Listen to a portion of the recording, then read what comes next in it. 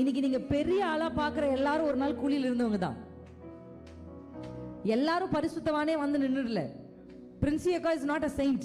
No, I fell down, I failed, I was tempted, I hurted my Lord. Yes, true. ஆனா அந்த குழியில் இருக்கும்போது